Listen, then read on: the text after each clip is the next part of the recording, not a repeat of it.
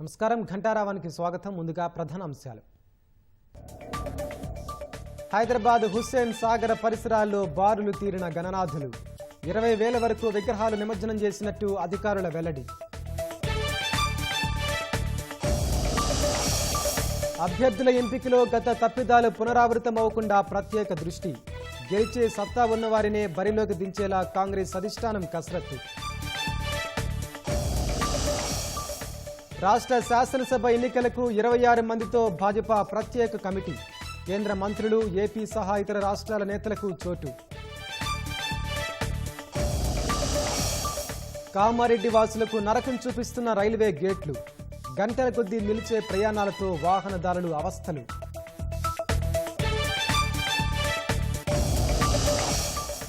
విద్యార్థుల హత్యకు నిరసనగా మణిపూర్లో మళ్లీ ఆందోళనలు. ఇంఫాల్లో పోలీస్ కార్యాలయంపై దాడి, వాహనాలకు నిప్పు.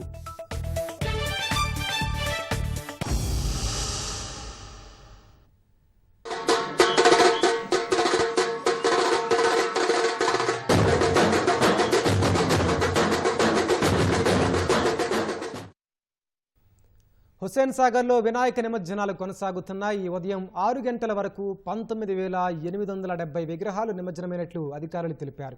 ఎల్బీనగర్ జోన్లో 3,150, ఖైరతాబాద్ జోన్లో 2,059 విగ్రహాలు నిమజ్జనం చేశారు. చార్మినార్ జోన్లో 983, కోకట్పల్లి జోన్లో 4,581, శేరిలింగంపల్లి జోన్లో 5,934 విగ్రహాలను నిమజ్జనం చేసినట్లు వెల్లడించారు. ఈ మధ్యాహ్నం వరకు నిమజ్జన ప్రక్రియ కొనసాగనున్నట్లు స్పష్టం చేశారు. మరోవైపు సాగర్ చుట్టుపక్కల ఇంకా వందలాది విగ్రహాలు నిమజ్జనం కోసం బారులు తీరాయి.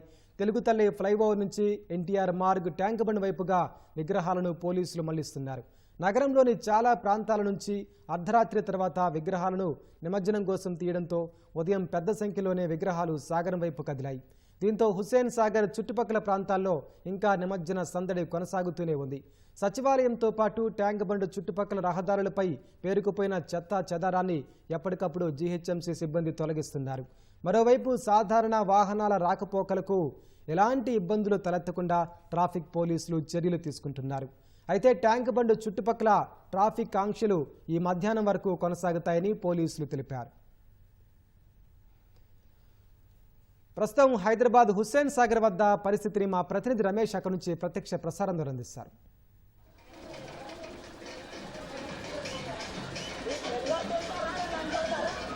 రెండో రోజు గణేష్ నిమజ్జన కొనసాగుతుంది, కోలాహలంగా కొనసాగుతుంది. ఇప్పటికే గణేష్ నిమజ్జనానికి హుస్సేన్ సాగర్ పరిసర ప్రాంతాల్లో భారీగా గణనాథులు అయితే ఇంకా నిమజ్జనానికి సంబంధించి కూడా క్యూ కడుతున్నాయి. ప్రస్తుతం హుస్సేన్ సాగర్ సమీపంలో ఉన్న ఎన్టీఆర్ మార్గ్ ఈ రహదారి కూడా మొత్తం ఉదయం నుంచి కూడా ఇదే విధంగా కూడా కోలాహలంతో కూడా ఉత్సాహంతో ఆ నిమజ్జనానికి సంబంధించి కూడా వారు జోస్తో కూడా ఇటు ట్యాంక్ బండ్ పై నిమజ్జనం చేయడానికి కూడా వస్తున్నారు. ప్రత్యేకంగా ఇటు అధికారులకు సంబంధించి ప్రతి క్రేన్లకు సంబంధించి దాదాపు 43 పైగా కూడా క్రేన్లు ఇక్కడ ఏర్పాటు చేయడం జరిగింది. ప్రతి క్రేన్కి సంబంధించిన విగ్రహాలను చాలా అంటే భక్తి శ్రద్ధలతో ఉన్న నేపథ్యంలో వాటిని చాలా నెమ్మదిగా విగ్రహాలను నిమజ్జనం చేయాలని చెప్పి కూడా నిర్వాహకుల కోరిక మేరకు అదేవిధంగా కూడా ఇప్పటికే ఏర్పాటు చేయడం జరిగింది. ఇప్పటివరకు దాదాపు హుస్సేన్ సాగర్ పరిసర ప్రాంతాలకు సంబంధించి 7,000 పైగా విగ్రహాలను నిమజ్జనం చేసినట్టు కూడా అధికారులు అయితే వెల్లడించడం జరిగింది.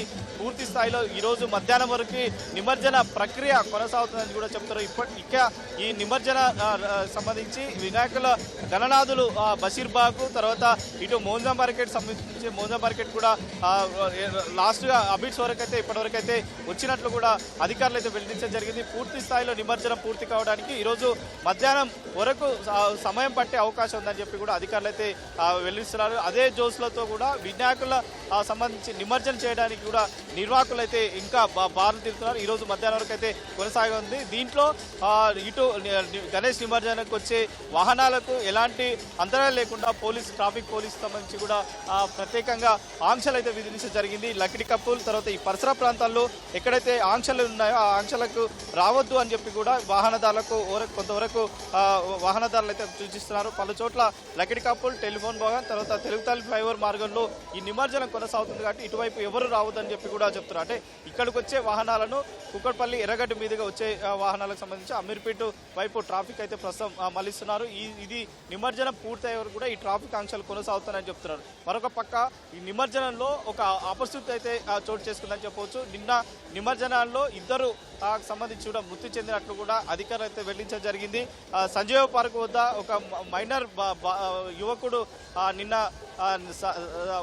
సమయంలో అయితే గణేష్ వాహనాన్ని తీసుకొచ్చే వాహనం కింద పడి మృతి చెందినట్లు కూడా అధికారులు విధించడం జరిగింది. అతను ప్రస్తుతం అంటే కిషన్ బాగ్ సంబంధించిన యువకుడుగా పోలీసులు అయితే గుర్తించడం జరిగింది. నిన్న శోభయాత్రలో నిర్వహించిన తన తెచ్చిన గణనాథులకు సంబంధించిన వాహనం ఏదైతే ఉందో ఆ వాహనం కింద పడి చనిపోయినట్లు కూడా అధికారులు అయితే వెల్లడించడం జరిగింది. మరొక ఘటన చోటు చేసుకుంది బషీర్బాగ్ నిన్న జరిగిన నిమజ్జనంలో భాగంగా అయితే కొంతవరకు వర్షం ప్రభావంతో కూడా ఈ ప్రాంతం అంతా కూడా తడిసిపోవడం జరిగింది. అయితే నిన్న ద్విచక్ర వాహనంపై వచ్చిన ఒక కుటుంబం తో పాటు గణేష్ నిమజ్జనం చేయడానికి కూడా ఇక్కడికి రావడం జరిగింది. నిమజ్జనం చేయడానికి బషీర్బాగ్ సమీపంలో రావడం జరిగింది. అక్కడికి వచ్చిన తర్వాత బండి ద్విచక్ర వాహనం సంబంధించి అదుపు తప్పి కిందికి పడడంతో కూడా మైనర్ బాలుడు కింద పడడం, తర్వాత తీవ్ర గాయాలతో కావడం ద్వారా వెంటనే నీలోఫర్ ఆసుపత్రికి తరలించారు. తరలించిన తర్వాత చికిత్స పొందుతూ ఈరోజు మృతి చెందారని చెప్పి కూడా అధికారులు అయితే వెల్లడించడం జరిగింది. కానీ 1-2 సంబంధించి కూడా అపరిస్థితి ఏర్పడినప్పటికీ ఎలాంటి ఘటనలు జరగకుండా చాలా ప్రశాంతంగా పోలీసు అధికారులు ఇప్పటికే పకడ్బందీగా నిమజ్జనానికి సంబంధించి కూడా ప్రశాంతంగా నిర్వహించడం జరిగింది. ఇటు కేవలం నగరంలో కాకుండా రాష్ట్ర వ్యాప్తంగా కూడా ఇదే విధంగా నిమజ్జనం కొనసాగడం జరిగింది. అయితే జోన్ల వైజ్గా ఇటు సరూర్నగర్ కానీ, తర్వాత ఖైరతాబాద్, సఫీల్గూడ, ఇతర ప్రాంతాలకు సంబంధించి నగరంలో ఏదైతే ప్రధాన నిమజ్జనాలకు సంబంధించి కూడా ఎక్కడైతే ఏరియాలు ఉన్నాయో ఆ ఏరియాలో కూడా ప్రశాంతంగా నిర్వహించాము. పాత బస్తీకి సంబంధించి చాలా ఛాలెంజ్గా తీసుకోవడం జరిగింది. అటు బాలాపూర్ వచ్చే విగ్రహం నుంచి కానీ, తర్వాత ఖైరతాబాద్ గణనాథుడి గంగమ్మ ఒడికి చేరే వద్ద కూడా పోలీసుల శాఖ పూర్తి స్థాయిలో భద్రత ఏర్పాటు చేయడం, తర్వాత 1000 మంది పోలీసు అధికారులతో కానీ, తర్వాత ఇతర శాఖలతో కూడా పూర్తి స్థాయిలో సమన్వయం ఏర్పాటు జరిగింది. ఈరోజు మధ్యాహ్నం వరకు కూడా ఇదే విధంగా కొనసాగుతుంది. కాబట్టి ఇటువైపు వచ్చే వాహనదారులు కానీ, తర్వాత ఇతర భక్తులకు సంబంధించి కూడా కొన్ని పోలీసులు అయితే సూచనలు ఇచ్చారు. దాని ఆధారంగా ఇటు రావాలని చెప్పి కూడా కోరుతున్నారు. నిమజ్జనం ఈ రోజు మధ్యాహ్నం వరకు కొనసాగుతుంది కాబట్టి నిమజ్జనం చాలా ప్రశాంతంగా చేసుకొని ఇంటికి తిరిగి వెళ్ళాలని చెప్పి కూడా పోలీసులు అయితే ప్రస్తుతం అయితే వారు కోరుతున్న పరిస్థితి అయితే ఉంది. Vote studio. గ్యారంటీ లేని కాంగ్రెస్ గ్యారంటీ కార్డు ఇస్తానంటోందని వైద్యారోగ్య శాఖ మంత్రి హరీష్ రావు ఆక్షేపించారు. కాంగ్రెస్ అధికారంలోకి వస్తే 6 ముఖ్యమంత్రులు మారతారని, మత కల్లోలాలు వస్తాయని విమర్శించారు. మంత్రులతో కలిసి ఉమ్మడి వరంగల్ జిల్లాలో పర్యటించిన హరీష్ రావు వివిధ అభివృద్ధి కార్యక్రమాలకు శ్రీకారం చుట్టారు. అధికార యావ కలిగిన కాంగ్రెస్ నేతలు ఇవాళ టికెట్లు అమ్ముకుంటున్నారని, రేపు రాష్ట్రాన్ని అమ్మేస్తారని ఆయన ఆరోపించారు.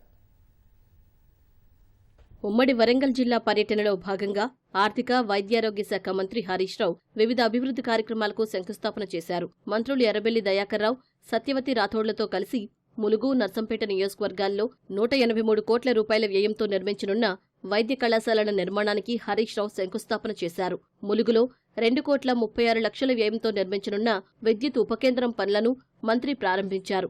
జిల్లా ఆసుపత్రిలో ఎన్ఏసీయూను ప్రారంభించిన ఆయన గృహలక్ష్మి, దళిత బంధు లబ్ధిదారులకు చెక్కులు పంపిణీ చేశారు. కేసీఆర్ హయాంలో తెలంగాణ అన్ని రంగాల్లో అగ్రభాగాన నిలిచిందని నర్సంపేటలో జరిగిన సభలో హరీష్ రావు ఉద్ఘాటించారు. 9 ఏళ్లలో 29 వైద్య కళాశాలలు నిర్మించిన ఘనత కేసీఆర్దేనన్న ఆయన దేశంలో ఎక్కడా జిల్లాకో వైద్య కళాశాల లేదని చెప్పారు. దక్షిణ భారతదేశానికే తెలంగాణ ధాన్యాగారంగా నిలిచిందని హరీష్ రావు అన్నారు. కేసీఆర్ నాయకత్వంలో ధాన్యం ఉత్పత్తిలో నంబర్ 1, డాక్టర్ల ఉత్పత్తిలో కూడా తెలంగాణ నంబర్ 1 అయింది. ఇవాళ తెలంగాణ దక్షిణ భారతదేశ ధాన్యాగారంగా మారింది. ఇవాళ పక్కన 10 రాష్ట్రాలకు అన్నం పెట్టే తెలంగాణగా మార్చిండు మన కేసీఆర్. అంటే తెలంగాణ ఏ రంగంలో చూసినా నంబర్ 1. తెలంగాణ జాతి, తెలంగాణ ప్రజలు గర్వపడే విధంగా 10 ఏళ్లలో కేసీఆర్ పాలించిండు. కాంగ్రెస్ నేతలు ఇవాళ్ల టిక్కెట్లు అమ్ముకుంటున్నారని, రేపు రాష్ట్రాన్నే అమ్మేస్తారని హరీష్ రావు ఆరోపించారు. కాంగ్రెస్, భాజపా నేతలు ఎవరెన్ని ట్రిక్కులు చేసినా కేసీఆర్ హ్యాట్రిక్ విజయం ఖాయమని ధీమా వ్యక్తం చేశారు. కర్ణాటకలో ఉన్నది కాంగ్రెస్ గవర్నమెంటే, పక్కన ఛత్తీస్గఢ్లో ఉన్నది కాంగ్రెస్ గవర్నమెంటే.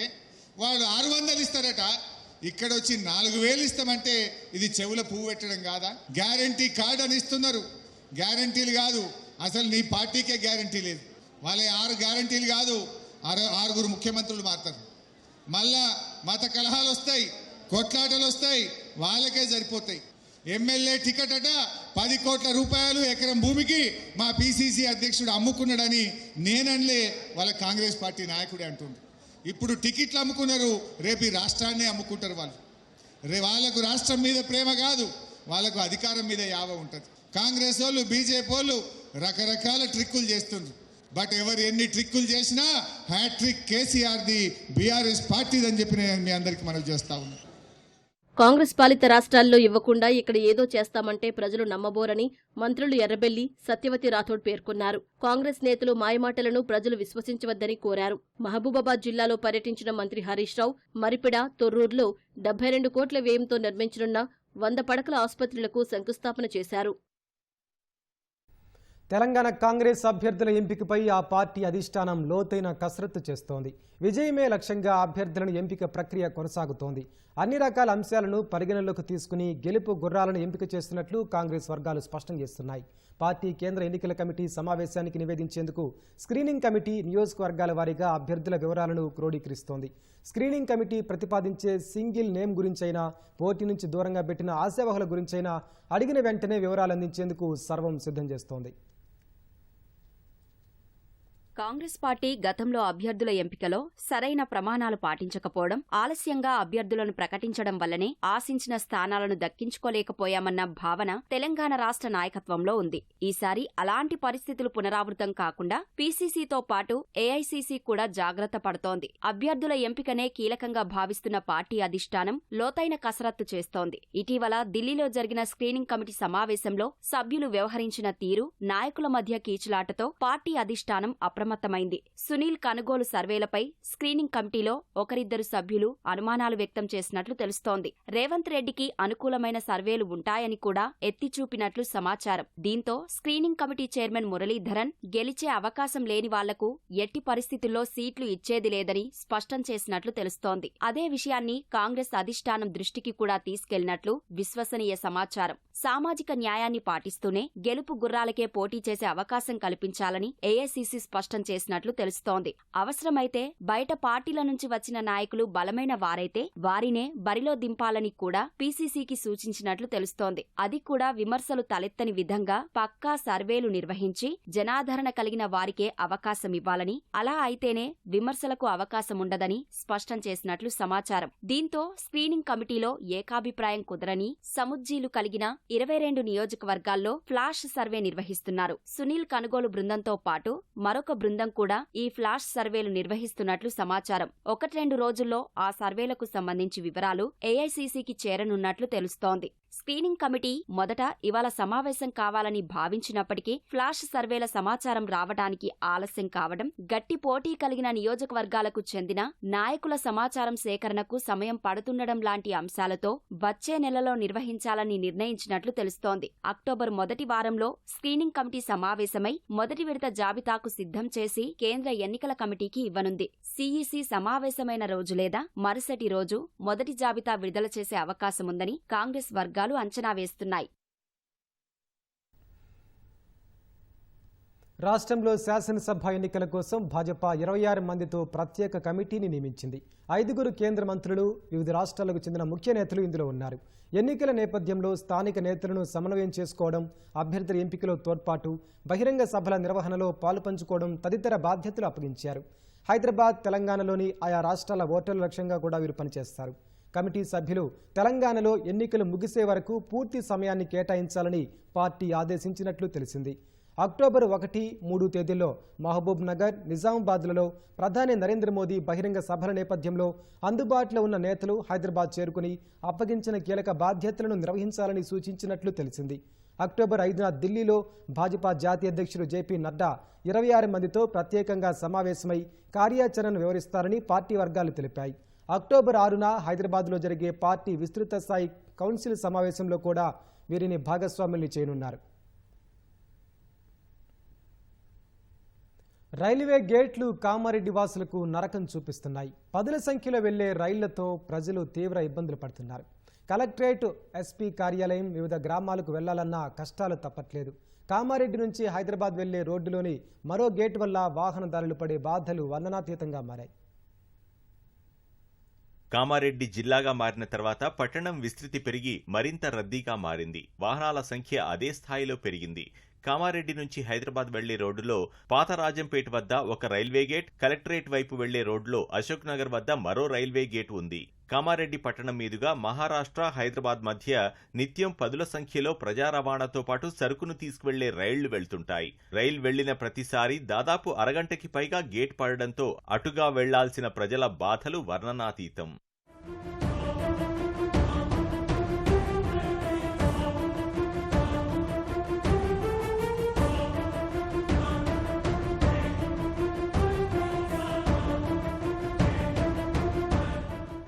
కామారెడ్డి కలెక్టరేట్, ఎస్పీ కార్యాలయానికి అశోక్ నగర్ రైల్వే గేట్ మీదుగానే వెళ్లాలి. కార్యాలయాల ఉద్యోగులతో పాటు నిత్యం వివిధ పనుల నిమిత్తం వందలాది ప్రజలు వెళ్తుంటారు. అంతేకాకుండా ఆ రైల్వే గేట్ ద్వారానే పాత బస్టాండ్కి దారితో పాటు అడ్లూర్, మోషంపూర్, రంగంపేట తదితర గ్రామాలకు ప్రజలు ప్రయాణాలు సాగిస్తుంటారు. ఆ గేట్ ద్వారా రోజుకు 30 నుంచి 40 రైళ్లు వెళ్తుండటంతో గేట్ పడిన ప్రతిసారి సుమారు అరగంట సేపు ప్రయాణికులు పడిగాపులు కాయాల్సి వస్తోంది. కామారెడ్డి నుంచి హైదరాబాద్కి వెళ్లే రోడ్డులో పాత రాజంపేట వద్ద ఉన్న రైల్వే గేట్తో పాటు ఇబ్బందులు తప్పట్లేదు. పట్టణం నుంచి హైదరాబాద్ వెళ్లాలంటే ఖచ్చితంగా ఆ గేట్ దాటాల్సిందే.